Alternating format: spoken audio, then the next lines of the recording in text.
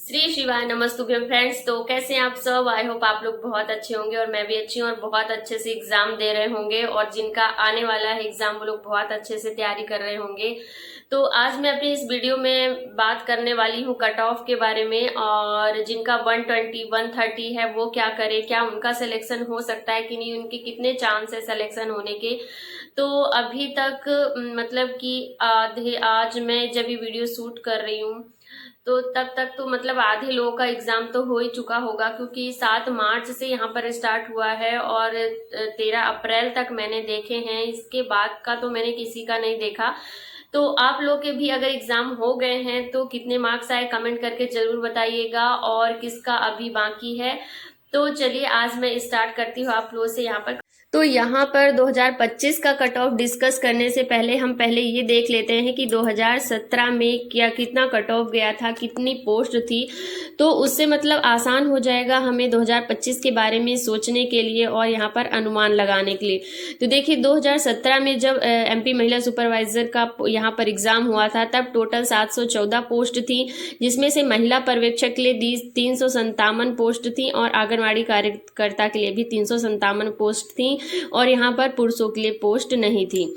तो देखिए यहाँ पर जो खुली सीधी भर्ती वाले थे उनके लिए यहाँ पर कट ऑफ 2017 में कितना गया था। तो यहाँ पर अनरिजर्व के लिए मीन्स जनरल वालों के लिए यहाँ पर 149.18 गया था। और आप सोचेंगे कि यहाँ पर पॉइंट में क्यों है, तो ये शायद नॉर्मलाइजेशन के बाद ये नंबर यहाँ पर जुड़े हैं। और ओबीसी के लिए आप देख सकते हैं 146.7, एससी के लिए 140.52, एसटी के लिए 134.65, और यहाँ पर अदर हैंडीकैप के यहाँ से जो होते हैं तो उनके लिए है ये। जनरल वालों के लिए इतना गया था, ओबीसी एससी वालों के लिए इतना गया था। तो आप लोग समझ सकते हैं कि यहाँ पर कितना कट ऑफ गया था। और आंगनवाड़ी कार्यकर्ता के लिए भी हम देख लेते हैं। तो यहाँ पर अनरिजर्व के लिए 132.96 गया था, ओबीसी वालों के लिए इतना, एससी वालों के लिए इतना, और एसटी वालों के लिए 107.95, और यहाँ पर फिर अदर जो आते हैं उनके लिए। तो आप समझ सकते हैं कि जिनका मतलब कि स्कोर अभी 120 to 130 आ रहा है तो वो कहाँ पर यहाँ पर मतलब कि कहाँ पर वो स्थित है, कहाँ पर रिलेट कर रहे हैं। क्योंकि 2017 में इतना कट ऑफ गया था, तो अब आप सोच सकते हैं कि उस समय 714 पोस्ट थी और उसमें से महिला पर्यवेक्षक के लिए 357, आंगनवाड़ी कार्यकर्ता के लिए 357। तो अभी वर्तमान में क्या स्थिति है 2025 में, तो यहाँ पर क्या हो सकता है।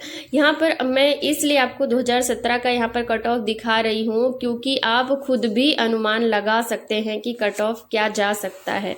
अब चलिए हम देख लेते हैं 2025 के बारे में। यहाँ पर हम अनुमान लगा लेते हैं कि क्या हो सकता है, और आप भी लगा सकते हैं। कोई वीडियो बना करके आपको बताए या कोई और कोचिंग वाले या कोई भी, तो वो मतलब कि आप खुद भी समझ सकते हैं कि यहाँ पर कितना कट ऑफ जा सकता है। तो देखिए टोटल पोस्ट इस समय 660 के लगभग है, जिसमें से 288 महिला पर्यवेक्षक के लिए है, 32 पुरुष पर्यवेक्षक के लिए, और आंगनवाड़ी कार्यकर्ता के लिए यहाँ पर 321 पोस्ट है। तो आप इससे ही समझ सकते हैं, आपके पास यहाँ पर मैं दोनों को एक साथ दिखा रही हूँ कि 714 पोस्ट और 660 पोस्ट, और यहाँ पर 357 और यहाँ पर 288, और मीन्स कि यहाँ पर पोस्ट जो है वो कम है, और उसमें भी जो पोस्ट हैं सब डिवाइड हो गई हैं सारी, तो बहुत ही कम पोस्ट है। और यहाँ पर बच्चे जो 2017 की अपेक्षा 2025 में बच्चे ज़्यादा पढ़ रहे हैं। अब ऑनलाइन भी यहाँ पर लोग तैयारी कर रहे हैं और ज़्यादा लोग यहाँ पर मतलब कि पढ़ने के जो साधन हैं इजी अवेलेबल हो गए हैं। घर बैठे भी लोग कोर्स लेकर के और यहाँ पर सब कुछ पढ़ रहे हैं, और कहीं ना कहीं यही कारण है कि लोगों के अच्छे मार्क्स आ रहे हैं। तो चलिए अब हम यहाँ पर अनुमान लगा लेते हैं कि कितना यहाँ पर खुली सीधी भर्ती वालों के लिए यहाँ पर जा सकता है कट ऑफ। तो यहाँ पर आप देख लीजिए कि अनरिजर्व मीन्स जनरल वालों के लिए 170 से 175, और ओबीसी के लिए 166 से 170, एससी के लिए 160 से 162, एसटी के लिए 155 से 160। तो यहाँ पर और आंगनवाड़ी कार्यकर्ता के लिए आप देख सकते हैं 160 से 162, ओबीसी के लिए 155 से 159, एससी के लिए 150 से 152, एसटी के लिए 148 से 150 और बाकी जो उनके लिए इससे कम ही जाएगा। तो आप देख सकते हैं कि अगर आपके मार्क्स 120 से 130 के बीच में आ रहे हैं तो आप कहाँ पर स्थित हैं, वो आप खुद ही अनुमान लगा सकते हैं।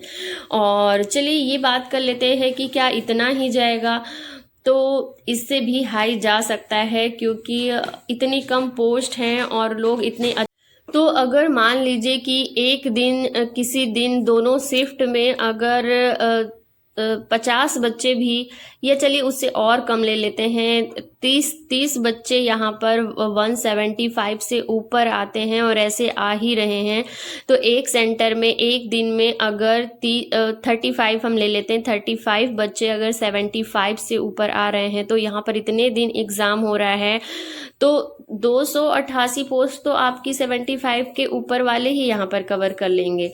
और फिर ऐसे बच्चे भी हैं जिनके 180, 181 नंबर आ रहे हैं। अगर 100 बच्चे इतने दिन में 7 मार्च से लेकर के और अप्रैल में जितने तारीख तक भी यहाँ पर एग्ज़ाम हो, अगर उतने तक में 100 बच्चे भी हो गए यहाँ पर आपके 180 से ऊपर, तो फिर आप समझ ही सकते हैं कि यहाँ पर कट ऑफ कैसे जाने वाला है और क्या जाने वाला है। तो ये तो अभी तक का मतलब ऐसा हम अनुमान लगा सकते हैं और इससे ऊपर भी जा सकता है। और नॉर्मलाइजेशन होने पर कितना फ़र्क आएगा खुद ही समझ सकते हैं, 2-4 नंबर का यहाँ पर फ़र्क आएगा या कितना भी। जिनके 170 से ऊपर हैं उनके लिए तो यहाँ पर चांसेस हैं, काफ़ी चांसेस हैं, और बाकी जिनके 170 से नीचे हैं उनको हम सेफ जोन में भी नहीं कह सकते हैं। 170 प्लस को ही हम सेफ जोन में कह सकते हैं कि हाँ ये लोग सेफ जोन में हैं।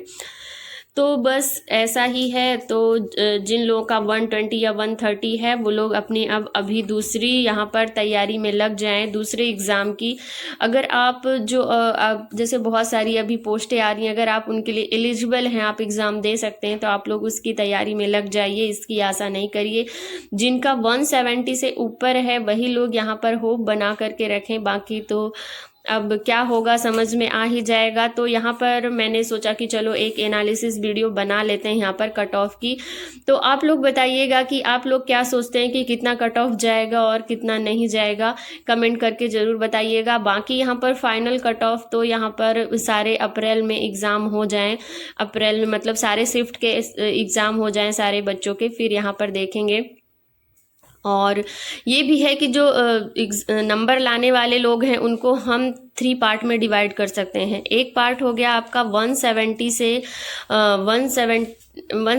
से ऊपर वाले हो गए, और एक हो जाएंगे यहाँ पर आपके 150 से 160 के बीच, और उसके बाद जो नीचे हैं यहाँ पर 150 मतलब कि आपके 150 से बिलो वाले। यहाँ पर जो 150 से बिलो वाले लोग हैं उनकी तो बहुत ही भरमार है। और 150 से यहाँ पर 170 आप ले लीजिए, ये सेकंड मतलब ये दूसरा स्तर हो गया। और फिर आपका एक तीसरा स्तर हो जाएगा 70 प्लस वालों का, 70 प्लस वालों का स्तर हो जाएगा। तो आप खुद ही समझ सकते हैं कि यहाँ पर कट ऑफ कितना जाएगा और कौन लोग यहाँ पर सेलेक्ट होंगे। ऑफ कोर्स पहले तो यहाँ पर 170 प्लस वालों का थर्ड नंबर जो यहाँ पर है, थर्ड स्तर पर है, उनको ही यहाँ पर मतलब आप समझ सकते हैं कि वो ही सेफ जोन में है।